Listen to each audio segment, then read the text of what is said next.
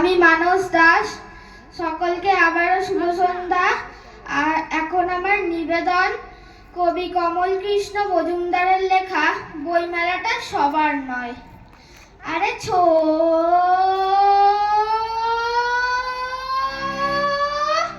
जंतर मंतर सात समुंदर पेट अंदर बड़ा बंदर इकड़ी मिकड़ी छूछ सुंदर जो जिताए ওই सिकंदर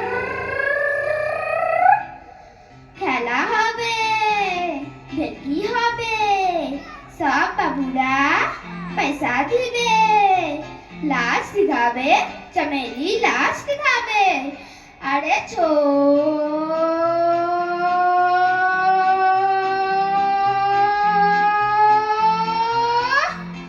প্ল্যাটফর্মে ঢোকার মুখে এইভাবেই লোক ডাকছিল ছেলেটা।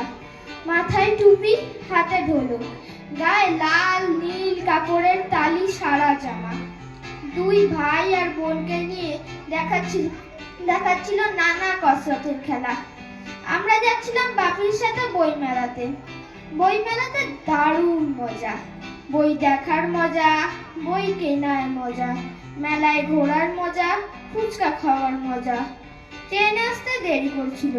ছেলেটা তখন আবার ডেকে উঠলো, আরে খেল মাদারি ভেলকি গাড়ি, ট্যাক্স ওয়ারি চাক্কায় ঘুরবি কেমন, তিন ইয়ারি बहुबात असली जान हमेली, सुन चमेली खुश सेनस পাবলিক তো পয়সা মিলি।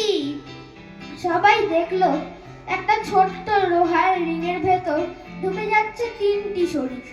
তারপর টুং টাং ধ্যাপ, ওদের ভাঙা অ্যালুমিনিয়ামের থালার পড়ার আওয়াজ।